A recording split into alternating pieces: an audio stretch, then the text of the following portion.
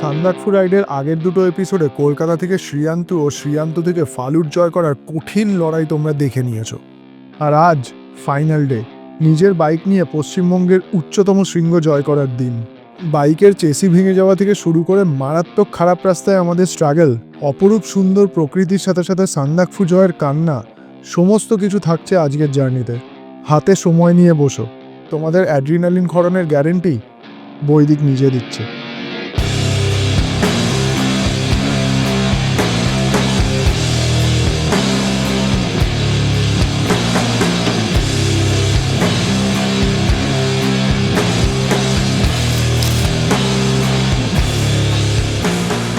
এই হচ্ছে প্রাঙ্গুঙে গণেশ ভাইয়ার বাড়ি। এখানে আমরা স্টে করেছিলাম উপরে, নিচে ডাইনিং এরিয়া রয়েছে, আর এই হচ্ছে গণেশ ভাইয়াদের রুম। এখানে ওখানে ছোট দোকান মতো রয়েছে। দুদিন আমরা এখানে ছিলাম, দুটো রাত্রির কাটিয়ে বেরোবো এখন।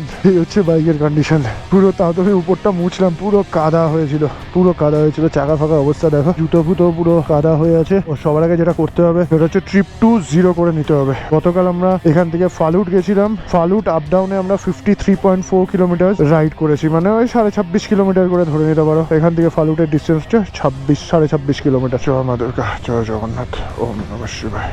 আজকে কিন্তু লাগেজ আছে, গতকাল আমাদের লাগেজ ছিল না। ঠিক আছে, সেরকম চাপও ছিল না, কিন্তু গতকাল কঠিন রাইড ছিল, আজকেও কঠিন রাইড, তার সাথে লাগেজও রয়েছে। গতকাল আমরা সোজা গেছিলাম ফালুটের জন্য, আজকে যাব ডান দিকে, ঠাকুর ভ্যালির দিকে। ডান দিকে উঠে গেলাম। আজকে কিন্তু বেশ স্টিপ ক্লাইম্ব করতে হবে আমাদের, বেশ স্টিপ ক্লাইম্ব করতে হবে। দুপুর 2:19 বাজে এখন, বেশি জার্নি নেই আজকে। আর তার সাথে সাথে হিমাদ্রি গতকাল পড়ে যাওয়ার পরে ওর ক্র্যাশ গার্ডটা ভেঙে গেছিলো, ক্র্যাশ গার্ডে ওয়েল্ডিং করতে হয়েছে। গণেশ ভাইয়া হেল্প করে দিয়েছে, ও খুলে টুলে দিয়েছিল, তারপরে গণেশ ভাইয়া পুরোটাই হেল্প করে দিয়েছে বলতে পারো। গণেশ ভাইয়ের এখানে ওয়েল্ডিংয়ের মেশিন টেশিন রয়েছে, নিজেই ওয়েল্ড করে। গণেশ ভাই হচ্ছে বিশ্বকর্মা, অল ইন ওয়ান নাকি। তো এই হচ্ছে ব্যাপার। আজকে আমাদের টোটাল 20 কিলোমিটারের কাছাকাছি জার্নি করতে হবে। 20 কিলোমিটারই extreme offroad, extreme offroad. Altitude কিন্তু অনেকটাই গেইন করতে হবে আমাদের। এখন প্রাঙ্গুঙের অল্টিটিউড হচ্ছে 1900 মিটার মতো, 1900 মিটার। আর আমাদের কিন্তু আজকে মোটামুটি 3500 মিটারে যেতে হবে। আমরা এখান থেকে এখন যাবো ভ্যাসে। ভ্যাসের ডিস্টেন্স অ্যারাউন্ড 10 কিলোমিটার। প্রাঙ্গুং থেকে ভ্যাসেতে গিয়ে লাঞ্চ করব, তারপরে আমরা সামনের দিকে এগোবো আবার ঠাকুর ভ্যালির দিকে। সামনে গণেশ ভাইয়া যাচ্ছে পালসার 220 নিয়ে। গণেশ ভাইয়া পেছনেই থাকে, তো গণেশ ভাইয়াকে জাস্ট গণেশ ভাইয়া বাইক কিরম চলছে সেটা দেখানোর জন্য আমি গণেশ ভাইয়াকে বললাম আপনি একটুখানি আগে যান। তবে এই যে দুদিন গণেশ ভাইয়ার সাথে কাটালাম, গণেশ ভাইয়ার ব্যবহার থেকে শুরু করে গণেশ ভাইয়ার পরিবারের ব্যবহার, তার সাথে এত অনেস্ট একটা লোক। কি হলো? গণেশ ভাইয়ার ব্যবহার কিন্তু সত্যিই মুগ্ধ করেছে, সত্যিই মুগ্ধ করেছে। হিমাদ্রি আমার সাথে এগ্রি করবে, হ্যাঁ তাই না? চাকা কিন্তু পুরো দুলছে, পেছনের চাকা এদিক ওদিক হচ্ছে।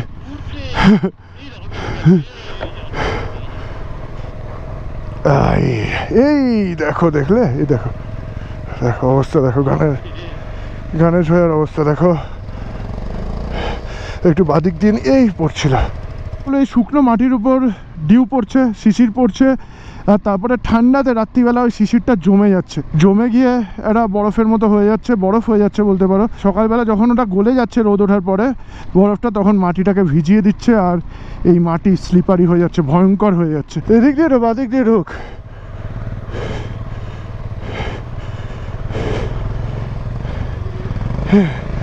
সব শেষ।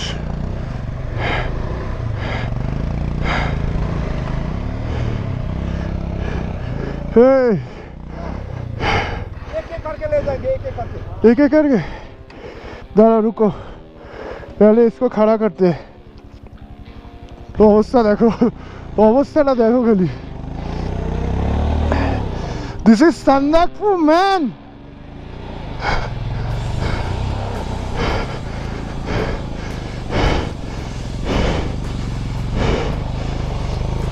ओ भाई,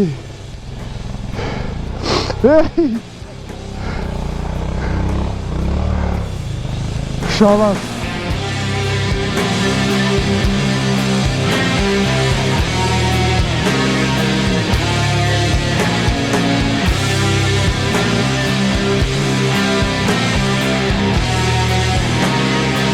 चलो थोड़ा सा खींच देना।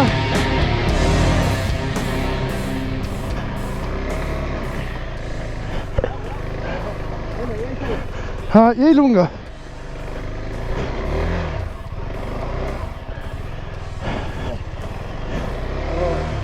आराम से आराम से।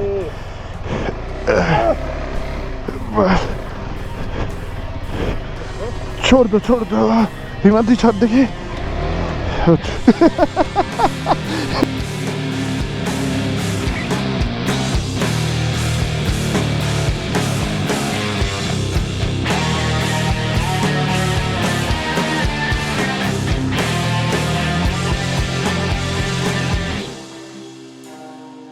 এ ভাই চলো, এ গেল, এখানটা তো যাবেই।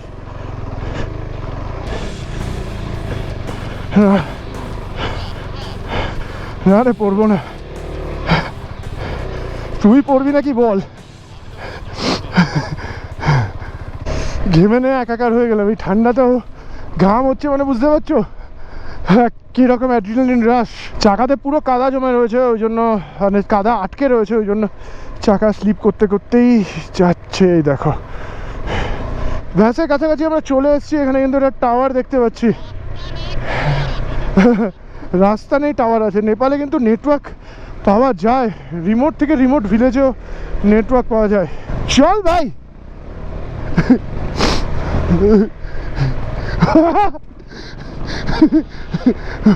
ও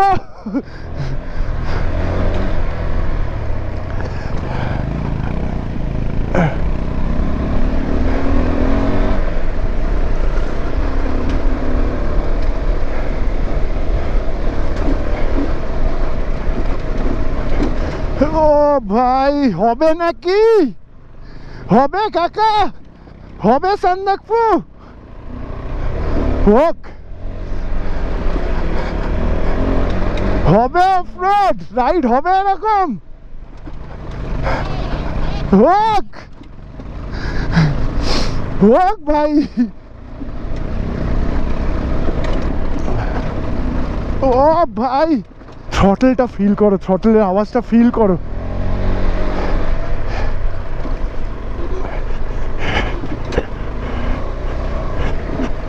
ও ভাই উড়ছে বাইক পুরো একদম।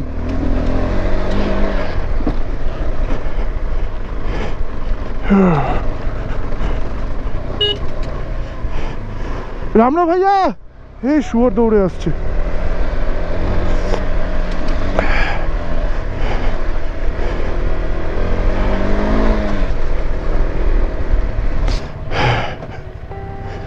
এই বাবা রে, পড়ছিলাম এক্ষুনি যাচ্ছিলাম।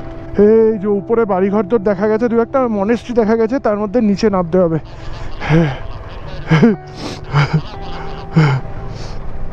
ওরে বাবা রে, হবে কিরকম র লাগলো না ব্যাপারটা। আমি যেরকমভাবে এনজয় করলাম তোমাদেরও করানোর চেষ্টা করলাম। ওই ভ্যাসে থেকে হবে আমাদের লাঞ্চ 3:02। নমস্তে। এটা ভैंसे पोखरी बोला है। ये पोखरी कौन सा है? भैंसे पोखरी। हाँ भैंसे पोखरी। और रास्ता सांदाकफू का इधर ही है क्या? हाँ क्या नाम है? What is your name? रिम्बोरा। अरे बाबा রিমবরাই। আচ্ছা, প্রাণবুং থেকে 10 কিলোমিটার রাইড করে এসে পৌঁছেছিলাম ভ্যাসেতে এসে আমাদের মাথায় হাত পড়ে গেছে, একটা সাংঘাতিক কাণ্ড ঘটে গেছে। এই যে ব্যাক সাইডে যে চেসি রয়েছে, বলতে পারো চেসিরই পার্ট হবে এটা। এখান দিয়ে নাটটা পুরো ভেঙে গেছে, একটু ক্লোজে যদি তোমাদের দেখাই, এই যে ভেঙে আটকে রয়েছে ভেতরে। আর অপোজিট সাইডেও তাই হয়েছে, মানে দু সাইডে সেম কেস। এদিকেও দেখা যাচ্ছে না, এই যে এই জায়গাটা ভেতরে ঢুকে রয়েছে। আমি যদি একটুখানি বাইকটা তুলিয়ে দেখাই তোমাদের, এই দেখো একটা সিন দেখো, এই দেখো কি হচ্ছে, দেখো এই জায়গাটা, গাড়িটার অবস্থা দেখো, পুরো আপ ডাউন করছে। মানে বুঝতে পারছো, এইরকম অফরোডে এখন এই গাড়ি চালানো, এরকম লোড নিয়ে মুশকিল হয়ে যাবে মনে হচ্ছে। পুরো টেনশন হয়ে গেছে, এখন কি করবো বুঝতে পারছি না। এটাকে ওয়েল্ডিং করে বের করতে হবে, এর মধ্যে ওয়েল্ড করতে হবে, তারপরে ওটাকে বের করতে হবে ঘুরিয়ে, অপোজিট সাইডে ঘুরিয়ে, দুটো সাইডেরই। তো সেটা হয়তো প্রাণবুঙে হবে, সামনে আর কোথাও হবে বলে মনে হচ্ছে না। সেই ইলামে আবার হলেও হতে পারে। তো এই গাড়ি নিয়ে এখন সামনের দিকে এগোতে পারবো নাকি সেটা ডিসিশন নিতে হবে। আমি হিমাদ্রি আর ভাইয়া তিনজনে এটা ডিসিশন নিই, তারপরে আস্তে আস্তে তোমাদের সাথে শেয়ার করছি। এখানে আমাদের লাঞ্চও রেডি হয়ে গেছে, ততক্ষণ তোমরা ভ্যাসে জায়গাটা কেরম উপর থেকে একবার চেক করে নিতে পারো। পাহাড় কত শান্ত, কত নীরব, তাই না? কিন্তু পাহাড়ের প্রতিটা মোড়ে, প্রতিটা বাঁকে অপেক্ষা করে থাকে নতুন নতুন চ্যালেঞ্জ। এই দুর্গম পথে ক্লান্তি নয়, ভয় নয়, সাহসই আমাদের একমাত্র সঙ্গী। পাহাড়ের প্রতিটা চড়াই উতরাই আমাদের শেখায় লড়াই ছাড়া কোনো গন্তব্য নেই। আমার বাইক পুরো খালি করে দিয়েছি, পেছনটা দেখেই মনে হচ্ছে পুরো বসে গেছে গাড়িটা। এখানে আমার টপ বক্স উঠে গেছে হিমাদ্রি বাইকে। হিমাদ্রি এটাকে মোটামুটি বেশ শক্ত করে বেঁধে নিয়েছে। দেখতে পাচ্ছ কি অবস্থা, এই হচ্ছে সিচুয়েশন। আমার টেল ব্যাগটা এখানে পালসার 220-তে গণেশ ভাইয়া গাড়িতে বেঁধে দিয়েছি। সব ঠিক আছে, তবে মনকে কিভাবে মানাবো বুঝতে পারছি না, একটু টেনশন হচ্ছে। বিকাল 4:30 বাজে। ভ্যাসে অবধি আমরা এখন অবধি 10.1 কিলোমিটার রাইড করেছি। যে কনফিডেন্সের সাথে রাইড করছিলাম এতক্ষণ, সেটা আর করতেই পারবো না, টেনশন হতেই থাকবে। এই হচ্ছে দেখতে পাচ্ছ ভ্যাসে পুকুরি। এই সরু রাস্তা দিয়ে গিয়ে সামনে আমরা রাস্তাতে মেন রোডে কানেক্ট করে যাবো। এখান দিয়ে লাঞ্চ করে নিয়েছি, ধরে নাও 250 টাকা থালি ইন্ডিয়ান মানিতে। ওই সামনে মেঘে ঢাকা যে পাহাড়টা দেখা যাচ্ছে, ওটাই হচ্ছে থাকুম ভ্যালি। একদম ডান দিক ঘেঁষে ওই দিকেই কিন্তু যেতে হবে আমাদের। ওইদিকে কাঞ্চনজঙ্ঘা আপাতত বাদিকে মেঘে ঢেকে রয়েছে। হয়তো প্রাঙ্গণে গিয়ে এটা ঠিক করা যেত, তবে পেছন দিকে ব্যাক করাটা মুশকিলই বলতে পারো। থাকুমে গিয়ে যদি দেখি যে কোনো জায়গায় কাজ টাজ হচ্ছে, ওয়েল্ডিং এর ব্যাপার স্যাপার রয়েছে, ওয়েল্ডিং করা যাবে ওখানে, তাহলে হয়তো করা যেতে পারে, এটা ঠিক করে নেওয়া যেতে পারে। এখন আরও ধরে নাও 50 মিনিট মতো লাইট থাকবে, তো আমাদেরও 1 ঘন্টার কাছাকাছি সময় লাগবে মনে হচ্ছে। একটু টেনশন হচ্ছে, বুকটা একটু কাঁপছে। যদি বাইকের সিট সমেত পেছন দিকটা খুলে পড়ে যায় এখন, তখন কি হবে। এতক্ষণ জাস্ট ওড়াতে আসছিলাম বাইকটাকে, জাস্ট ওড়াতে আসছিলাম। সেই এটা দেখেছি এরকম সিচুয়েশন, সব ওড়ানো বেরিয়ে গেছে। ভ্যাসেতে কিন্তু নেটওয়ার্ক কানেকশান ছিল, নেটওয়ার্ক মানে কি ওয়াইফাই ছিল। আমরা কিন্তু ভিডিও সমস্ত কিছু, রিল টিল সমস্ত কিছু আপলোডও করতে পেরেছি। আর ভ্যাসেতে হোমস্টেও রয়েছে, যেরকমটা তোমাদের বলছিলাম। এই এখানে হোমস্টে, ভ্যাসে হোমস্টে। তো যদি কেউ এই রুটে আসে, ভ্যাসেতে থাকতে চায়, তাহলে কিন্তু সেই অপশানও রয়েছে এখানে। বিশাল খাড়া আটকালি নাকি? এ ভাই, আটকাবি?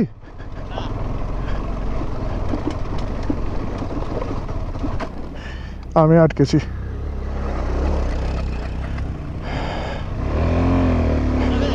না না,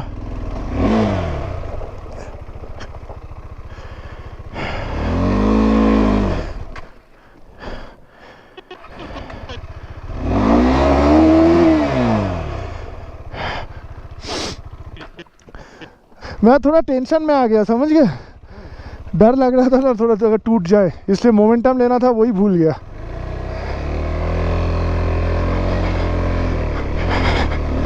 ঠিক আছে চলো।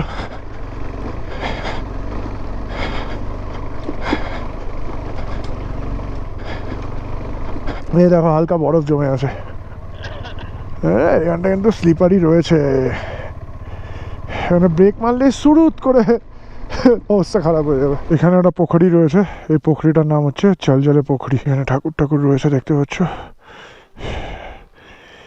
এই হচ্ছে জলজলে পুকুরি। চলো এখানে বেশিক্ষণ দাঁড়াবো না, বুঝতেই পারছো বাইকের সিচুয়েশন, পুরো অন্ধকার হয়ে গেলে মুশকিল হয়ে যাবে। চ এই বাইরে, এই ভাই চলে যাচ্ছিলাম পেছন দিকে। मैं टेंशन में गलती कर रहा हूँ। स्टीप আছে নাকি হিমাদ্রি?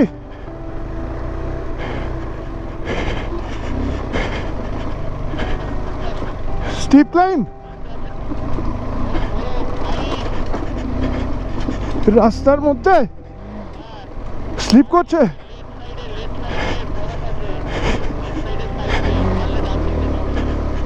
ও বাদিকে বরফ আছে।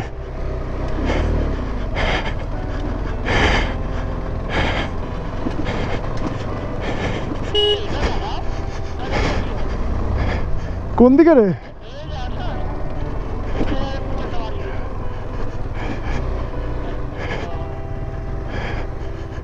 ও भाई, भैया एक ड्रोन शॉट लेना है इधर से। जस्ट व्यू देखो, এইরকম একটা ভিউ রয়েছে। ও কাঞ্চনজঙ্ঘা জাস্ট মায়াবী, তার সাথে মাউন্ট এভারেস্ট দেখা যাচ্ছে এখান থেকে, মাউন্ট এভারেস্ট। হঠাৎ কিছুক্ষণের জন্য সময়টা থমকে গেছিল। কঠিন বাইক রাইডের ক্লান্তি, বাইক ভেঙে যাওয়ার সমস্ত কিছু ভুলে গিয়ে হারিয়ে গেছিলাম মেঘের রাজ্যে। ঠিক মনে করতে পারছিলাম না এত সুন্দর সূর্যাস্ত এর আগে কখনো দেখেছি নাকি, কাঞ্চনজঙ্ঘার এই রূপ এর আগে কখনো দেখেছি নাকি, মনে পড়ছিল না। সত্যিই সময়টা থমকে গেছিল।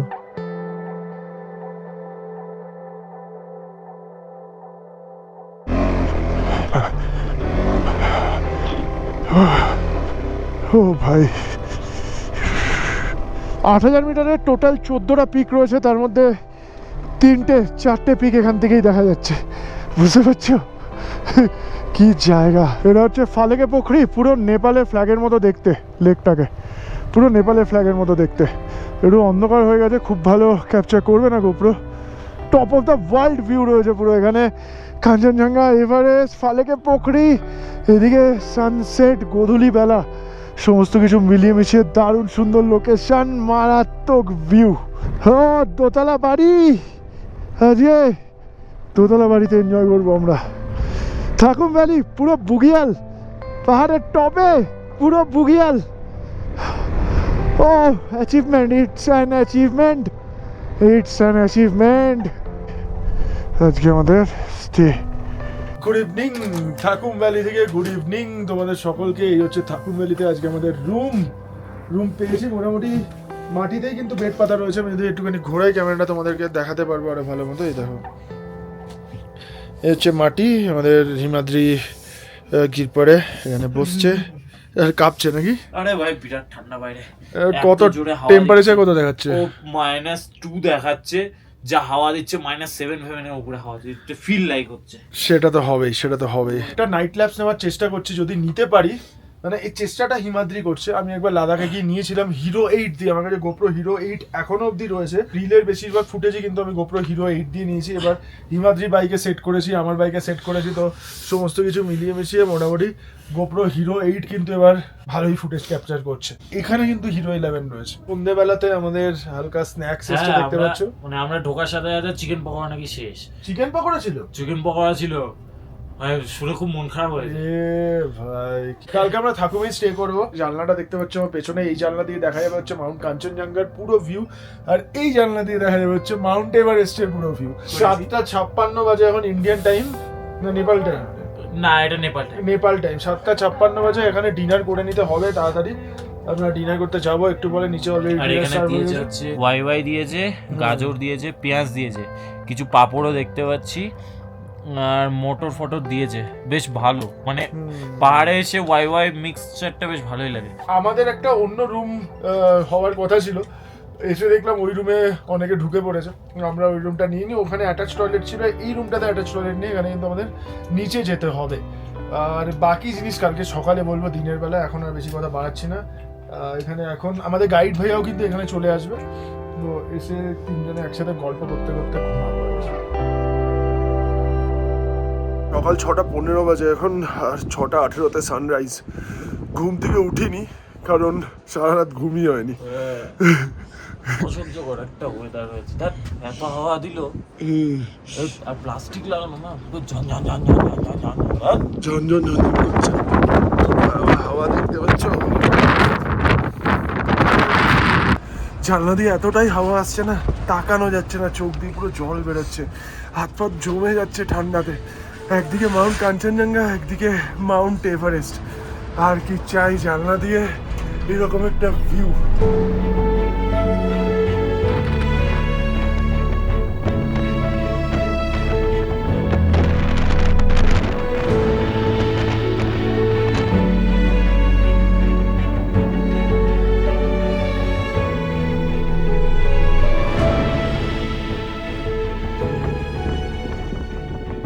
Good morning. গত পরশুদিন আমরা এসে পৌঁছেছিলাম থাকুম ভ্যালিতে। একদম বলতে পারো একটা সত্যি পাহাড়ের উপর ভ্যালি, বুগিয়ালের মতো জায়গা। তার মাঝখানে একটাই মাত্র দোতলা বাড়ি। এই বাড়িতে কিন্তু বেশ টুরিস্টের লোডও থাকে যা বুঝলাম। এই বাড়িতে আমরা 2 দিন স্টে করেছি। এই যে রুমটা দেখতে পাচ্ছ, এটা একটু ছোট্ট রুম, 2 জন থাকার মতো একটা মোটামুটি ছোট বেড রয়েছে। 2 জন চেপে চেপেই থাকতে হবে। আর তার সাথে এই পেছন দিকে অ্যাটাচ বাথরুম রয়েছে। বাথরুমে কোমর টোমর সমস্ত কিছু রয়েছে। কল দিয়ে জল মাঝে মাঝে পড়ে, মাঝে মাঝে পড়ে না। আর জলের ব্যবস্থা কিন্তু বালতি করে এসে ঢেলে দিয়ে চলে যায় বালতিতে, মানে বাথরুমের মধ্যে যে বালতি রয়েছে। মানে গত পরশুদিন এসে আমরা উপরের রুম নিয়েছিলাম, আর গতকাল সকালবেলা এই রুমে শিফট করে গেছি। এই রুমে শিফট করার কারণ হচ্ছে এই যে থাকুম ভ্যালি এরিয়াটা এত ফাঁকা এরিয়া, একদম বলতে পারো এদিকে এভারেস্ট, এদিকে কাঞ্চনজঙ্ঘা, আর হাওয়া না ঠান্ডা হাওয়া, পুরো কাঞ্চনজঙ্ঘা এভারেস্ট ছুঁয়ে আসছে মনে হচ্ছে, যেন পুরো হাড় হিম করা ঠান্ডা হাওয়া রয়েছে। মানে যারা থাকুম ভ্যালিতে আসবে, থাকুম ভ্যালিতে থাকবে, তাদেরকে আগে থেকে আমি সাবধান করে দিচ্ছি, এখানে প্রচণ্ড হাওয়া চলে, প্রচণ্ড, পুরো চিল, হাড় কাঁপানো হাওয়া যাকে বলে। বাইরে তো হাওয়া চলছেই, কিন্তু যারা এই বাড়িটার ডান দিকের রুমগুলোতে থাকবে তারাও কিন্তু বেশ হাওয়া ফেস করবে। যদি বাড়ি থেকে বাইরের দিকে তাকিয়ে দাঁড়াই, তাহলে আমার ডান দিকে উপরে যে রুমগুলো রয়েছে সেই রুমগুলোতে কিন্তু প্লাস্টিক মারা রয়েছে, আর এত জোরে হাওয়া আসছে, প্লাস্টিক ফটফট ফটফট করে আওয়াজ করছিল। তো গত পরশুদিন আমাদের সেরকম ঘুম হয়নি, তো তাই জন্য আমরা কিন্তু এই রুমে শিফট হয়ে গেছি। এটা হচ্ছে বাড়ির বাদিকের রুম, এই রুমে হাওয়া অতটা নেই, আর এখান থেকে কিন্তু একটা ক্লিয়ার ভিউও রয়েছে, দেখতে পাচ্ছ। এই একটা ভিউ, এখানে টেন্টও পাতা রয়েছে, আর এই হচ্ছে থাকুম ভ্যালির সৌন্দর্য, বুঝতে পারছো, পুরো বুগিয়াল। এই দিকে কাঞ্চনজঙ্ঘা রয়েছে, এই রুমটা থেকে দেখা যাচ্ছে না। আমরা উপরে যে প্রথমে রুমটাতে ছিলাম সেখান থেকে কিন্তু কাঞ্চনজঙ্ঘার ভিউ পাওয়া যাচ্ছিল, একদম এভারেস্টেরও ভিউ পাওয়া যাচ্ছিলো। এই হচ্ছে থাকুম ভ্যালির বিউটি। আর এখানেও যদি তোমাদের রুম রেন্ট বলি, ওই ধরে নাও আইসি 1000 রুপিস, 1000 টাকার মধ্যে, ইন্ডিয়ান কারেন্সিতে 1000 টাকার মধ্যে কিন্তু ডিনার ব্রেকফাস্ট ইনক্লুডেড। আমরা আসলে কালকে সানসেট দেখবো ভেবেছিলাম, যে কোনো ফোন বা ভিডিও করবো না, একটু গিয়ে খালি সানসেট দেখবো না, ঠিক আছে, শুধু সানসেটটা দেখবো। সবাই রেডি হয়েছে, একদম একটা মিম আছে দেখবা, চল চল চল চল চল, সব মোড়কে বেরিয়েছি, ঠিক আছে। সে বেরিয়ে জাস্ট বেরোলাম, এমন হাওয়া দিল, মানে এত বাজে হাওয়া দিল যে আমরা হয়তো 5-7 মিনিটের বেশি থাকতে পারলাম না বাইরে। এটাই হচ্ছে ব্যাপার, মানে হাওয়াটা এমনই দিচ্ছে, দাঁড়ানো যাচ্ছে না বাইরে।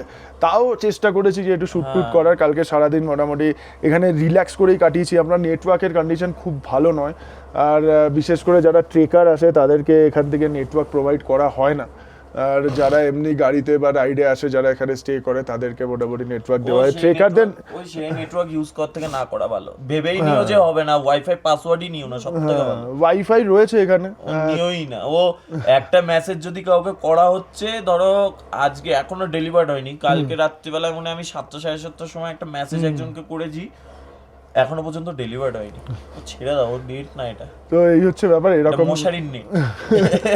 বেরিয়ে এই ডাইনিং এরিয়া, বেশ কিছু ছবি রয়েছে এখানে, একটা ম্যাপও রয়েছে। প্রাঙ্গুন থেকে আমরা এই ভ্যাসে হয়ে এখান থেকে এসছি, এসে এইদিকে সান্দাকফু, এই হচ্ছে থাকুম ভ্যালি, এই থাকুম ভ্যালি, আর এই হচ্ছে Phalut. First tourist biker in the world to complete Phalut Sandakphu circuit via Nepal, 3rd May 2024। এটা কিন্তু শুভেন্দুর ফটো, দেখতে পাচ্ছ, শুভেন্দু ওর ভিস্টম নিয়ে দাঁড়িয়ে আছে একদম এভারেস্টের সামনে, এখানে হচ্ছে কাঞ্চনজঙ্ঘার সামনে। আমাদের ইন্ডিয়ান পার্ট দিয়ে তো সান্দাকফু রাইড করা যায় না, কিন্তু নেপালের সাইড দিয়ে যখন আমার সান্দাকফু রাইড শুরু হয়েছিল, তখন কিন্তু আমার বন্ধু বাইকার নীলাদ্রিও রাইড করেছে, ও ইলাম হয়ে এসছে। তবে এখানে এসে বুঝতে পারলাম শুভেন্দু হচ্ছে ফার্স্ট বাইকার যে এই রুটটা কভার করেছে, মানে আমরা যে রুটটা নিয়েছি সেটা শুভেন্দুর গাইডেন্সেই নিয়েছি। আমি যখন এখানে প্ল্যান করছিলাম তখন শুভেন্দুকেই কল করেছিলাম, তো শুভেন্দুর গাইডেন্সেই এই রুটটা আমরা কিন্তু করছি। শুভেন্দুর এখানে ছবি রয়েছে ফার্স্ট বাইকার হিসাবে। এখানে মোটামুটি আমাদের বাইকগুলো দাঁড় করানো আছে, এটা হিমাদ্রির বাইক, আর এই হচ্ছে আমার বাইক। আর এখানটা দেখো জল জমে আছে, এটা কিন্তু বরফ হয়ে গেছে, এই দেখো বরফ হয়ে গেছে। আর ঠিক এই সামনেই এদিকে রয়েছে মাউন্ট এভারেস্ট দেখা যাচ্ছে। আর এই দিকটা যদি ঘোরাই ডান দিকে, পুরো মাউন্ট কাঞ্চনজঙ্ঘার রেঞ্জ, পুরো স্লিপিং বুদ্ধা, পুরো কুম্ভকর্ণ থেকে শুরু করে একদম পান্ডিম অবধি দেখা যাচ্ছে, পরিষ্কার আকাশ, প্রচণ্ড হাওয়ার মধ্যে। এই হচ্ছে এখানকার সিচুয়েশন।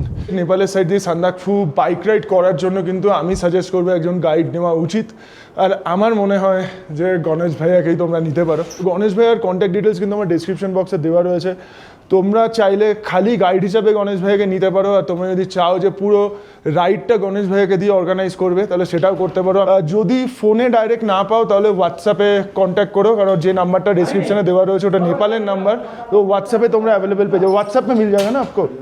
मेरा नाम बोलने से थोड़ा डिस्काउंट मिलेगा क्या? थोड़ा डिस्काउंट भी हो सकता है। और गाइड का कितना रेट होता है गाइड का? गाइड का पर डे 25 2500 ইন্ডিয়ান মানি হ্যাঁ, গাইডের জন্য খরচা হচ্ছে পার ডে 2500। তোমরা একবার কথা বলে নিতে পারো। তোমরা যদি বড় টিমে আসো তাহলে একজন গাইড থাকবে, কোনো অসুবিধা হওয়ার কথা নয়। কিন্তু যদি ছোট টিমে হও তাহলে গণেশ ভাইয়ের সাথে একবার কথা বলে নিতে পারো, যদি গণেশ ভাইয়া কিছু ডিসকাউন্ট করে দেয়। গত পরশু দিন মানে প্রাংবুং থেকে এই থাকুম ভ্যালি 17 কিলোমিটার রাইড করে এসেছি আমরা টোটাল। মানে প্রাংবুং থেকে ভ্যাসে হচ্ছে 10-10.5 কিলোমিটার মতো, ভ্যাসে থেকে থাকুম ভ্যালি 8 কিলোমিটারের কাছাকাছি। মানে ধরে নাও ওই 17 কিলোমিটার অ্যারাউন্ড। আজকে আমরা যাবো হচ্ছে ইলামে আমাদের স্টে করার রয়েছে। ইলামের ডিস্টেন্স মোটামুটি ধরে নাও 45 কিলোমিটার মতো হবে। অ্যাকিউরেট কী হচ্ছে আমি সেটা তোমাদের সাথে শেয়ার অবশ্যই করে দেবো। এই যে অ্যাডভেঞ্চারাস বাঙালি স্টিকার এখানে লেগে গেছে। এই গেটে কিন্তু বিভিন্ন রকমের স্টিকার রয়েছে। আমাদের ওয়েস্ট বেঙ্গলের বেশ কিছু রাইডিং কমিউনিটির স্টিকার রয়েছে, ব্লগারদের স্টিকার রয়েছে, অল ইন্ডিয়ার ব্লগারদের স্টিকার রয়েছে, তার সাথে নেপালি ব্লগারদের স্টিকার রয়েছে। সমস্ত কিছু দেখে এখানে বেশ ভালো লাগছে, গেটের মধ্যে লাগানো হয়েছে। তোমরা যদি আসো এখানে অ্যাডভেঞ্চারাস বাঙালি স্টিকার ছবি তুলে আমাদের ট্যাগ করে আমরা অবশ্যই শেয়ার করবো সেটা। তোমরা জানো যে আমার বাইকের চেসির যে নাট রয়েছে, বোল্ট রয়েছে, বোল্টটা দুটো সাইডেরই ভেঙে গেছে। তো বাইকের এখন এই সিচুয়েশান দেখতেই পাচ্ছ, এরকম সিচুয়েশান। পুরো এই ভাঙা বাইক নিয়ে কিন্তু আমাকে রাইড করতে হচ্ছে, দুটো বোল্টের উপর আটকে রয়েছে এখন। তাই জন্য আমার সব লাগেজ এদিকে একটা গেছে টপ বক্স, আর ওখানে গণেশ ভাইয়ার বাইকের টেল ব্যাগ চলে গেছে। টাইম হচ্ছে 11:56 ইন্ডিয়ান টাইম অনুযায়ী। রাইড শুরু হয়ে গেল আজকের জন্য। আজকে আমরা কিন্তু সান্দাকফু যাব, সান্দাকফু ক্লাইম্ব করব। এখান থেকে সান্দাকফুর ডিস্টেন্স হচ্ছে 7 কিলোমিটার, আর 7 কিলোমিটারে কিন্তু আমাদের ইন্ডিয়ান রোড দিয়ে যেতে হবে। এখানে নেপালি বাইকার্সরা রয়েছে আমাদের সাথে কিছু, তার সাথে সাথে গাইড ভাইয়া তো রয়েছে। ওই জন্য আমরা ইজিলি কিন্তু ইন্ডিয়ান পার্টটা দিয়ে এগিয়ে যেতে পারবো। আমরা যদি নিজেরা আসতাম তাহলে হয়তো আর্মি বা এসএসবি যেই রয়েছে ইন্ডিয়ান পার্টে আমাদের আটকে দিত, ধরে নিত। আমরা কিন্তু ইন্ডিয়ান পার্টে ঢুকে পড়েছি অলরেডি, ইন্ডিয়ান পার্ট দিয়ে এগোচ্ছি সামনের দিকে। জাস্ট থাকুম ভ্যালির ভিউ যেটা তোমাদের বলছিলাম, পুরো বুগিয়াল, পুরো দেখো বুগিয়ালটা দেখো। এই হচ্ছে থাকুম ভ্যালি ভিউ। ওই বাড়িটা নীল রঙের বাড়ি দেখা যাচ্ছে, গোপ্রো খুব ছোটোভাবে ক্যাপচার করছে। তো এখানে কিন্তু আমরা স্টে করেছিলাম। এই হচ্ছে ভিউ। না, রাস্তা কিন্তু এরকমই হবে, খুব খারাপ। আর বুঝতে পারছো আমার বাইকের কন্ডিশন কি, সেখানে একটু তো টেনশন হবেই।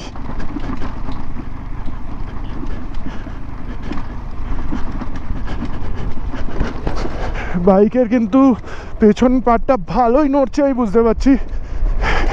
কিছু করার নেই, যেতে হবেই, রাইড করতেই হবে। সামনে পুরো মাউন্ট এভারেস্ট রেঞ্জ। ও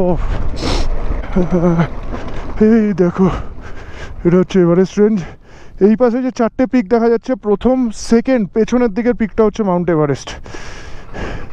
উপরে ভাইয়ারা ডাবল গাড়িতে যাচ্ছিল, কিন্তু নেপালি রাইডার বুঝতেই পারছো উঠতে পারছে না, দেখে লাফ দিয়ে পেছনের জন নেমে গেছে, পিলিয়ন নেমে গেছে লাফ দিয়ে। ওরে ভাই, ভালো স্টিপ আছে, আগে থেকে মোমেন্টাম নিতে হবেই। চ চ চ চ, দাঁড়াস না, দাঁড়াস না, দাঁড়াস না।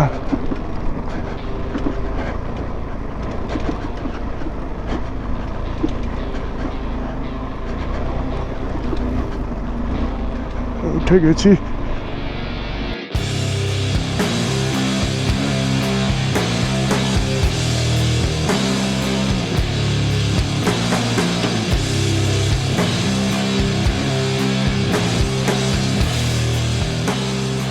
চার কিলোমিটার সান্দাকফু, ওই সামনে দেখা যাচ্ছে, ওটাই হচ্ছে সান্দাকফুর টপ।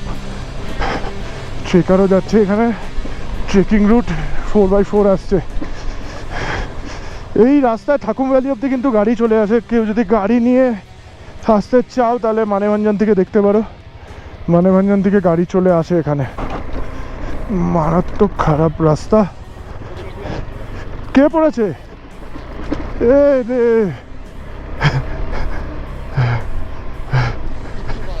কেন পড়লি? এ ভাই, এখানে পড়লি কি করে? তারা ওই উপরে উঠে গেছিলিস? এ ভাই, এখানে বাইক দাঁড় করাতে পারবো না। আপ कैसे खड़ा कर दिए? আমি কি আসবো? দুজন ধরতে হবে, রিস্কি। দেখো, অত বড় বোল্ডারটার জন্য অবস্থা হয়েছে।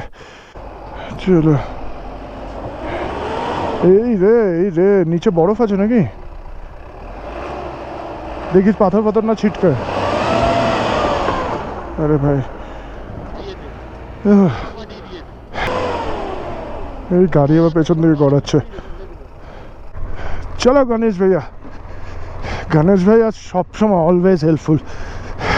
এখানে গাড়িটা এসছে বলে গণেশ ভাইয়াকে বাইকটা সরাতে হলো, আগিয়ে নিয়ে এলো, নাহলে গণেশ ভাইয়া সবসময় পেছনে থাকছে, আগিয়ে চলে যাচ্ছে না। কিছু অসুবিধা হলেই বাইক আমি পার্ক করার জায়গায় খুঁজে পাচ্ছি না, ঢালু জায়গায় গণেশ ভাইয়া যে কোনো রকমভাবে পার্ক করে লাফিয়ে গিয়ে ধরছে আর কি, লাফিয়ে গিয়ে সাপোর্ট দিচ্ছে। এটা দেখার মতো জিনিস। বুঝতে পারছি এরকম বোল্ডারের মধ্যে দিয়ে এত স্পিডে বাইক রাইড করতে ভয় লাগবে না বলো তো? বাইকের যেখানে চেসি ভাঙা, দুটো বোল্টের উপর দাঁড়িয়ে আছে। কিন্তু এখানে যদি আমি একটু জোরে না চালাই, তাহলে মানে মোমেন্টাম যদি না নিই, তাহলে আটকে যাবো, পেছন দিকে গাড়ি আবার গড়িয়ে যাবে। চলো ভাই, কমান হবে ভাই। ও ভাই, ও ভাই, মানেভঞ্জন দেখাচ্ছে এখান দিয়ে 33 কিলোমিটার। এই রাস্তা দিয়ে আমরা যেতে পারবো না, আমরা এদিকে উঠবো সান্দাকফু ক্লাইম করার জন্য। চল ওঠ, রাইট সাইডে সান্দাকফু চলে এসেছি, আর 1-2 কিলোমিটার হবে, 1 কিলোমিটার হয়তো। পুরো বরফ হয়ে রয়েছে নিচে, দেখতে পাচ্ছ? ও ভাই, কাঞ্চনজঙ্ঘার ভিউ দেখার মতো।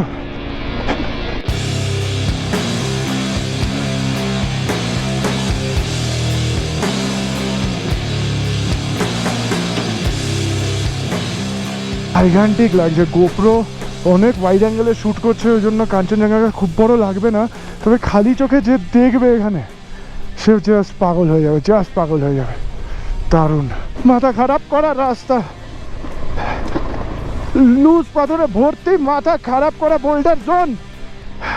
Final claim towards Sandakphu, the top of the world, top of our state, West Bengal. Final climb. Oh bhai, oh bhai.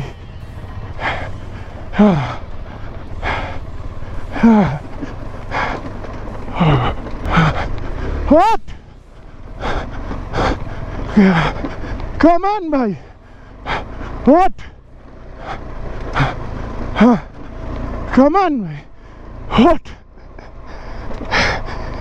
চোখ দিয়ে জল বেরিয়ে যাচ্ছে রে, ইমোশনাল হয়ে যাবে এবার।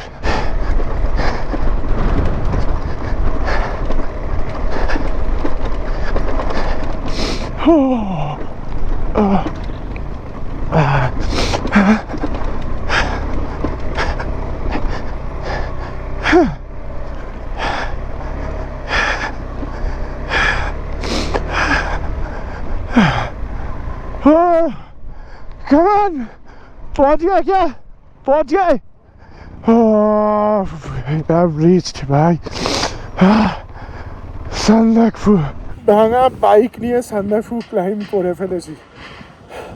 একটু ইমোশনাল হয়ে গেছি, কান্না বেরিয়ে এসছে আমার, কষ্ট হয়েছে, টেনশন হয়েছে আরো বেশি। এখানে নিয়েছি অ্যাচিভমেন্ট, অ্যাচিভমেন্টের একটু ফিল নেবো এখানে দাঁড়িয়ে, আর কিছু না। এত কষ্টকর জার্নি, তার মধ্যে আমার বাইকের কন্ডিশন কি সেটা তোমরা দেখেছো। এরকম বাইক নিয়ে মাথায় একটা আলাদাই টেনশন কাজ করছিল, কিন্তু তারপরেও যে এখানে ক্লাইম করে ফেলেছি, ওই জন্য একটু ইমোশনাল। এর আগে এত টাফ জার্নি করেছি, কিন্তু এরকম সিচুয়েশন মানে কোনো জায়গায় পৌঁছানোর পর, কোনো টপ ক্লাইম করার পর আমি এতটা ইমোশনাল হইনি, আমার চোখ দিয়ে জল বেরিয়ে আসেনি সেরকমভাবে। এইবারই হয়তো প্রথম লাইফে আমার চোখ দিয়ে জল বেরিয়ে গেছে। আমার বাইক দাঁড়িয়ে আছে এখন, নেপালের পার্টে আমরা রয়েছি, আর এই সাইডে দেখা যাচ্ছে মাউন্ট কাঞ্চনজঙ্ঘা, আর তার সাথে এই যে সামনে জায়গাটা দেখা যাচ্ছে, এটা কিন্তু ওয়েস্ট বেঙ্গলের মধ্যে পড়ছে, ইন্ডিয়ার মধ্যে পড়ছে। বাইক নিয়ে এই রাস্তা দিয়ে কিন্তু যাওয়া সম্ভব নয়, এখানে অ্যালাউড নয়, ফাইন লেগে যাবে।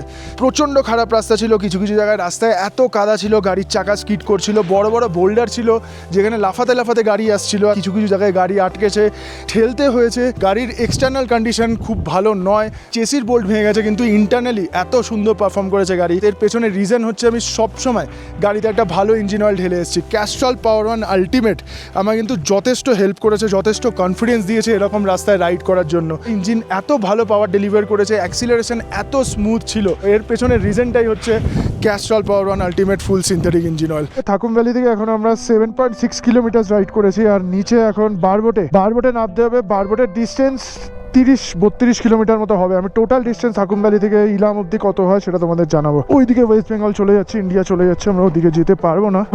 রাস্তার কন্ডিশন দেখছো, ক্র্যাশ গার্ড ভেঙে গেছে কোথায়? স্লাইডার ভেঙে গেছে। নিচের দিকে নামি, এখান থেকে আমরা স্ট্রেট যাব বারবোটে। আসার সময় যখন ইলামের সাইড দিয়ে আসছিলাম তখন তোমাদের বারবোটে দেখিয়েছিলাম, তো স্ট্রেট নেমে যাবো নিচের দিকে বারবোটের দিকে। 31 কিলোমিটার আশা করছি সান্দাকফু থেকে ডিস্টেন্স। ওরে ভাই রে, এ ভাই রে,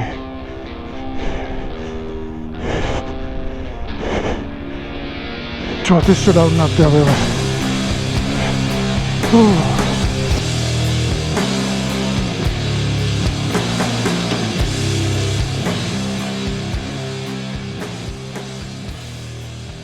ইঞ্জিন ব্রেকিংয়ে যে নামবো, কিন্তু পুরোটা ইঞ্জিন ব্রেকিং করা সম্ভব নয়, কারণ এখানে হালকা হালকা ব্রেক মারতেই হবে, যথেষ্ট ঢালু রয়েছে, হালকা হালকা ব্রেকে খেলাতেই হবে। হালকা হালকা ইঞ্জিন ব্রেক তো করতেই হবে, তার সাথে হালকা হালকা ব্রেক। এখন যেমন কম ঢালু, তাই জন্য আমি পুরো ছেড়ে দিয়েছি। ফার্স্ট গিয়ারে গাড়ি নামছে আস্তে আস্তে, এখনও ব্রেকে হাতই দিইনি, কিন্তু যখন খুব বেশি ঢালু হয়ে যাচ্ছে তখন আবার আমাকে হালকা হালকা ব্রেক মারতে হচ্ছে। দেখো এই যে হিমাদ্রি ক্লোজ চলে যাবো, নাহলে ব্রেক হালকা মেরে নি। হ্যাঁ, হিমাদ্রি এবার লোডেড গাড়ি না, আমার লাগে যে হিমাদ্রির কাছে রয়েছে, বুঝতে পারছো, বেশি স্পিড নিয়ে নিচ্ছে না আমার সময় ওর গাড়ি। চলো আস্তে আস্তে এগোই। ব্লগ একটু বড় হবে, কিন্তু ফুল ইনফরমেশান রয়েছে এর মধ্যে, আর তার সাথে সাথে রাস্তার কন্ডিশন, রাস্তার ভয়াবহতা তোমাদের সামনে তুলে ধরছি পুরোটাই বলতে পারো।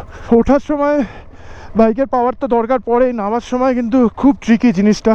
নামার সময় শোল্ডার থেকে শুরু করে এলবো সমস্ত জায়গায়, রিস্টে সমস্ত জায়গায় কিন্তু খুব বেশি প্রেশার পড়ে, খুব বেশি প্রেশার পড়ে, তো ব্যথা হয়ে যায় পুরো।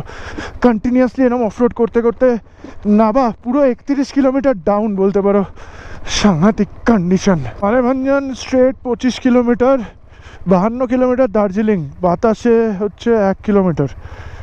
নিচের দিকেই যাব। কোনটা? এই যে রাস্তা দুটো দেখতে পাচ্ছ, লেফট সাইডে ওয়েস্ট বেঙ্গল, রাইট সাইডে নেপাল। ওয়েদার পুরো ঢেকে গেছে, কালীপোখরি এই নিচে, এই যে কালীপোখরি দেখা যাচ্ছে। আর এই হচ্ছে ওয়েস্ট বেঙ্গলের রাস্তা, এদিক দিয়ে চলে যাচ্ছে ওয়েস্ট বেঙ্গলের সাইড দিয়ে সান্দাকফু, আর এদিকে চলে যাচ্ছে নেপালের সাইড দিয়ে সান্দাকফু। থাকুম ভ্যালি থেকে এখনো 13.6 কিলোমিটার রাইড করেছি, 7.5 কিলোমিটার ছিল সান্দাকফু, বাকি ধরুন 6.5 কিলোমিটার হচ্ছে কালীপোখরি। এখানে আমরা খাওয়া দাওয়া করেছি, নুডলস খেয়ে নিয়েছি। কত টাকা দাম নিয়েছে জানি না, এগ নুডলস খেয়েছি, অমলেট খেয়েছি, চা খেয়েছি, কফি খেয়েছি, সমস্ত কিছুর পেমেন্টই করেছে গণেশ ভাইয়া। আমরা গণেশ ভাইয়াকে একসাথে সমস্ত কিছুর পেমেন্ট করে দেবো। হ্যাঁ, এটা ওয়েস্ট বেঙ্গলের রাস্তা, এটা নেপালের রাস্তা। এই হচ্ছে কালীপোখরি লেফট সাইডে। কালীপোখরিতে নেপালি দিদি বললো 2 মিনিটে আমরা নাকি টারম্যাক পেয়ে যাবো, 2 মিনিটে পিচ পেয়ে যাবো। অলরেডি 10 মিনিট রাইড করে ফেলেছি, এখনো অবধি লাফাতেই নামতে হচ্ছে। ক্রিস্টাল ক্লিয়ার জলের পুকুরি রয়েছে। যদি কেউ ইলামের সাইড থেকে বারবোটে হয়ে ক্লাইম্ব করে তাহলে কিন্তু কাঞ্চনজঙ্ঘার ভিউ মনে হচ্ছে না দেখা যাবে। ও হ্যাঁ, আমরা নিচের দিকে ঢালে চলে এসেছি, এবং ওই রুটটা, পুরো রুটটা জুড়েই রয়েছে এভারেস্ট আর কাঞ্চনজঙ্ঘা, মানে ওই পার্টটা।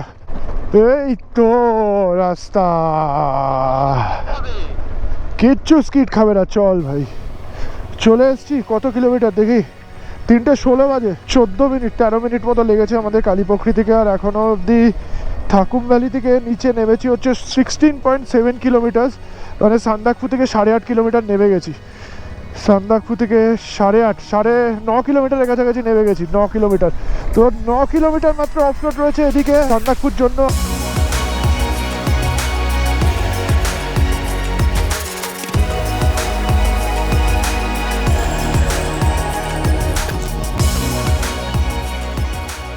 रास्ता टूटा हुआ है, ये तो सामने, तो इधर से ही जाना पड़ेगा लग रहा है। 28 কিলোমিটার এখন অবধি থাকুম থেকে রাইড করেছি আমরা। ঠিক আছে, আস্তে আস্তে নেমে যাবো মনে হচ্ছে। এইরকম রাস্তায় নামতে গিয়ে না আমার টেনশনটা বেড়ে যায়, বাইকটা যা লাফাচ্ছে। অফরোড আর শেষ হচ্ছে না, চলেই চলেছে। কি বলতো, একবারে যদি অফরোড চলতো ঠিক ছিল, এই মাঝখানে টার্নব্যাক পেলাম, তারপরে আবার অফরোডে ঢুকে না টেনশন বেড়ে গেছে। বাইক ভাই কাঁদছে আমার, বলছে ছাড়ো ভাই আমাকে এবার। এই তো এখান থেকে দেখাচ্ছে মাবু সান্দাকপুর, রাইট সাইডে Sandakphu 36 kilometre, Sandakphu 35 kilometre, Maipokhari 9 kilometre. Ilam ইধারে ইধারে। চলো মেন রোডে পড়ে গেছি আমরা এই রাস্তা দিয়ে গেছিলাম মেন সান্দাকপুর 37 কিলোমিটার। ও চলে এসছি। এই ঝালাই করা হচ্ছে, যাই না, খুব ক্রিটিক্যাল কাজ আছে কিন্তু। জাস্ট ওয়েল্ডিং করে একটা রড লাগানো হয়েছে, রডটা লাগিয়ে তারপরে বোল্টটাকে বের করা হচ্ছে, যেহেতু বোল্টটা ভেঙে গেছিলো। এই হচ্ছে সিন। ডান দিকের নিচেরটা আপাতত করা হয়েছে, আর এদিকে দুখানা ভেঙে গেছে, নিচেরটাও ভেঙেছে উপরেরটাও ভেঙেছে। এখন আমার 3টে বোল্ট বের করতে হবে, আরও 2টো বের করতে হবে। এই হচ্ছে সিন। কায়দা দেখেছো, ডট করে বের করেছে। এই হচ্ছে ইলামের সামিট হোটেল, এখানে কিন্তু আমরা স্টে করেছিলাম। আর আজকে এখন ইলাম ছেড়ে বেরিয়ে যাব। বাইকে লাগেজ লোড করেছি, খালি টেল ব্যাগটা লাগিয়েছি, টপ বক্স লাগাইনি। ট্যাঙ্ক ব্যাগটা নিয়েছি, টপ বক্স লাগাইনি। তার কারণ হচ্ছে যে নাট, যে বোল্টগুলো লেগেছে আমার বাইকে, সেটা কিন্তু খুব একটা পাওয়ারফুল নয়। যে স্টেনলেস স্টিলের বোল্ট ছিল সেগুলো পাওয়া যায়নি এখানে, তাই জন্য এরকম লাগানো হয়েছে। দেখো বেরিয়ে আছে, টেম্পোরারি কাজ, বুঝতেই পারছো। এটা কলকাতায় গিয়ে আমাকে ঠিক করে নিতে হবে। হাই স্পিডে যদি বাইক বড় গর্তে টর্তে পড়ে তাহলে ভেঙে যাওয়ার চান্স রয়েছে এই বোল্টগুলো, তাই জন্য এইদিকে দেখো। এ চিওয়াওয়া, এর নামটা যেন কি ছিল হিমাদ্রি? এটাও বেবি না বারবি কি ছিল? বাডি। ওই যে চলে যাচ্ছে। এই হচ্ছে ব্যাপার। একটা ছেলে আছে। হ্যাঁ, বারবির আমার একটা ছেলে আছে। বারবির আমার একটা ছেলে আছে। এর না, এটা না, ককার স্পেনিয়েলটা। হ্যাঁ। এই হচ্ছে হোটেল। হোটেলের কন্ট্যাক্ট ডিটেলস আমি তোমাদের সাথে শেয়ার করে দিচ্ছি। আমরা এখানে স্টে করেছিলাম, আমাদের 2000 নেপালি মানি পেমেন্ট করতে হয়েছে ফর রুম, ওর সাথে কিন্তু ব্রেকফাস্ট ইনক্লুডেড। এই হচ্ছে রুম এর নাম্বার, এই হচ্ছে নাম্বার। যারা শ্রীয়ান্তু আসতে চাইছো না বা শ্রীয়ান্তু থাকতে চাইছো না, তারা কিন্তু ওই ইলামে এসে থেকে যেতে পারো। এই হচ্ছে হোটেল, ভালো হোটেল। রুম আমি আর রুমের ভিডিও সেরকম বানাইনি, রুম ভালোই ছিল। তো মোটামুটি সস্তায় কিন্তু ভালোই রয়েছে। বাইকের কাজ হয়েছে কিন্তু একটু টেনশন রয়েছে, তার কারণ হচ্ছে যেহেতু বোল্টগুলো তোমাদের বলছিলাম বোল্টগুলো ভালো পাওয়া যায়নি, তো ভেঙে যেতে পারে, তাই জন্য একটু ধরেই চালাতে হবে বাইকটাকে, একটু সাবধানেই চালাতে হবে। যেখানে গর্ত টর্ত পড়বে একটুখানি জাস্ট একটু স্যাডলিং করে বেরিয়ে যেতে হবে। আমরা একটু দেরি করেই বেরিয়েছি, ল্যাদ খাচ্ছিলাম সকাল সকাল, ল্যাদ ট্যাদ খেয়ে দেরি করে বেরিয়েছি। রায়গঞ্জে আজকে আমরা স্টে করতে চলেছি। রায়গঞ্জের ডিস্টেন্স ইলাম থেকে 270 কিলোমিটার মতো। আমরা কিন্তু কাকারভিটা বর্ডার দিয়ে ইন্ডিয়াতে ঢুকবো, পানির ট্যাঙ্কি বর্ডার। কাকারভিটার ডিস্টেন্স হচ্ছে 2টো রোড আছে, আমরা ভালো রোডটাই নেবো। 80 কিলোমিটার দেখাচ্ছে ভালো রোডটা দিয়ে, 2 ঘন্টা 42 মিনিট লাগবে, 2 ঘন্টা 42 মিনিট। 3টে বোল্ট ভেঙে গেছিলো, 3টে বোল্ট, মানে বুঝতে পারছো কি টেনশনের মধ্যে ছিল জিনিসটা। 2টো বোল্ট ভেঙেছে এটা আমরা জানি, আর আরেকটা বোল্টটা যে ভেঙে গেছে সেটা নামার সময় হয়েছে, সেটা প্রথমে আমরা বুঝতে পারিনি। একটা বোল্টের উপর আটকে ছিল আমার টোটাল ব্যাক সাইডটা। সামনে আই লাভ কাঞ্জামের বোর্ড আমরা মনে হচ্ছে দেখতে পাবো। সুন্দর লোকেশন কিন্তু কাঞ্জাম, জায়গাটা বেশ ভালো লাগলো আমার। আগের দিন এখানটা অন্ধকারে পেরিয়েছিলাম, আর এখন আলোতে জায়গাটা ফিল নিতে যাচ্ছি। ভালো location. Kolkata 568 kilometre straight, Guwahati 480 kilometre straight, Siliguri 28 kilometre straight. চলো, welcome to India.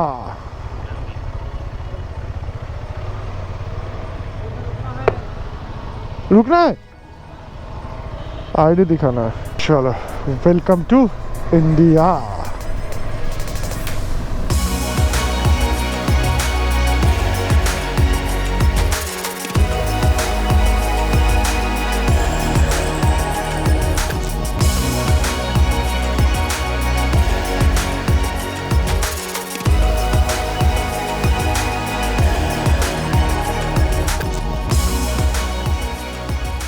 Morning, good morning from Raiganj. গতকাল সন্ধ্যেবেলা 8:30 নাগাদ আমরা রায়গঞ্জে এসে পৌঁছেছিলাম। টোটাল 200 কিলোমিটার মতো কাকারভিটা থেকে রাইড করেছি। আর রায়গঞ্জে আজকে সকালবেলা আমরা রায়গঞ্জকে বিদায় জানাবো। ওরা এসছে আমাদের সাথে দেখা করার জন্য। থ্যাংক ইউ আসার জন্য। আর এই যে এখানে আমাদের বাইক রেডি, হিমাদ্রি বাইকে আমার টপ বক্স উঠেছে আর আমার বাইকটা এরকমভাবে রেডি হয়ে রয়েছে এখানে। বনি তো ফ্রিজ ম্যাগনেট খুব পছন্দ করে, তাই জন্য আমি একটা সুন্দর গিফট পেয়েছি ওর থেকে। মেচুকা গেছিল কদিন আগে, কিরম লেগেছে মেচুকা? দারুণ, দুর্দান্ত, দারুণ লেগেছে। দারুণ, দারুণ। আনিনি আর মেচুকা ট্রিপ ছিল না? আনিয়া মেশিন। চলো টাটা টাটা।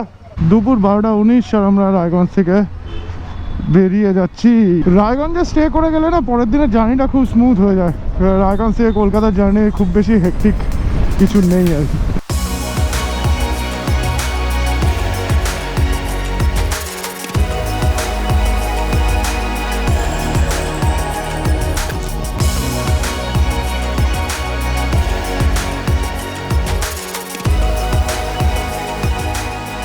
একটা সাপ ঢুকেছে, সাপ। ওরে যা তা করছে, আমরা একটুখানি গ্যাট করে দিলে দেখাচ্ছি ও গ্যাঁ করে বেরিয়ে যাচ্ছে। ও ভাই, ও ভাই। সন্ধ্যে 6:36 আর কৃষ্ণনগরে পৌঁছেছি, জাস্ট 15 মিনিট মতো হলো এখানে পৌঁছে। আপাতত চা, কফি আর সরপুরিয়া খেয়ে এখান থেকে আমি এখন বেরোবো। আর হিমাদ্রি মোটামুটি রেডি বিদায় জানানোর জন্য আমাকে। 1 কিলোমিটার আর 1 কিলোমিটার এখন যাবে 135 কিলোমিটার। এমনিতে আমাদের পিকনিক রয়েছে সামনে, পরশু দিনই ওকে আবার যেতে হবে। আর তুই কি সিঙ্গেল সোলো যাচ্ছিস পিকনিকে? আর কেউ যাবে না? আর তো সোলো পিকনিক দাঁড়ে জুম করে দেখে নাও কেমন ব্লাশ করছে। তারপরে রাইড সব ঠিকঠাক ছিল তো? ফাটাফাটি, গাড়ি ভেঙে চুরে আনলাম, বাড়িতে ঢোকাই আবার কালকেই ঠিক করা দাও। গাড়ি ভেঙে গেছে মানে আমারটা তো গেছেই, তার সাথে হিমাদ্রির অবস্থা খারাপ। তোমার চ্যাসিস ভেঙেছে, আমার সব গেছে। ফুটরেস তো উদাও হয়ে ঠিক আছে, মোটামুটি এইসব। এখানে ফুটরেস নেই, এখানে ক্র্যাশ গার্ড নেই।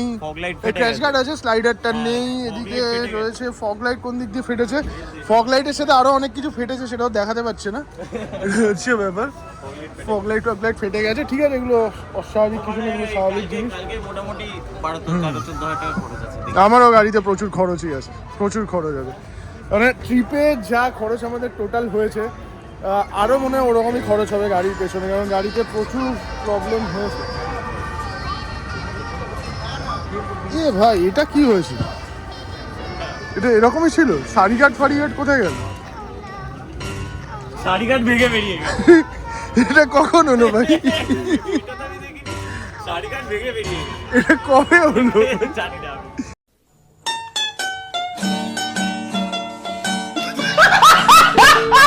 কি হচ্ছে বুঝতে পারলাম না, এটা কি হলো ভাই? সব ভেঙে বেরিয়ে গেছে। যাই হোক, ওরাও মোটামুটি আমাদের সাথে দেখা করতে এসেছে। কৃষ্ণনগর থেকে তুমি? হ্যাঁ, কৃষ্ণনগর থেকে 16 কিলোমিটার ভিতরে ভীমপুর। ভীমপুর, আচ্ছা। তুমি? ভীমপুর থেকে। ভীমপুর, আচ্ছা ভীমপুর, আচ্ছা আচ্ছা। আর ও গেছিল হচ্ছে সিকিমের টেমিটি গার্ডেন আর পেলিং রাইড করে ব্যাক করছে। আমরা একসাথেই চলে যাবো। তারপরে কলকাতায় পার্টির এনভায়রনমেন্ট, কলকাতায় ইয়ার এন্ডের পার্টির এনভায়রনমেন্ট। 1696.5 কিলোমিটার এখন অবধি রাইড করেছি আর ঢুকে গেছি কিন্তু কলকাতায়। রাত 9:04 বাজে। আর আমি কিন্তু পৌঁছে গেছি আমার বাড়ির সামনে। টোটাল এই রাইডে এবার এই ট্রিপে কত কিলোমিটার রাইড করেছি একটুখানি দেখে নেই। 1718 কিলোমিটার এই ট্রিপে রাইড করেছি। Total 21.7 kilometre per litre mileage দিয়েছে। লাস্টের দিকে মাইলেজ একটু বেড়েছে। ট্রিপ টাইম ছিল 32 ঘন্টা 44 মিনিট। যখন 50 রয়েছে 9:04। আজকের মতো এই ব্লগ এখানেই শেষ করছি। যদি ভিডিওটা ভালো লেগে থাকে অবশ্যই কিন্তু লাইক, শেয়ার, সাবস্ক্রাইব করে দিও। আর তোমরা যদি প্ল্যান করো, সমস্ত ডিটেলস আমার ডেসক্রিপশন বক্সে দেওয়া রয়েছে। আর একদম কথা বলাচ্ছি না। গুড নাইট ফ্রম কলকাতা, আমাদের বাড়ি।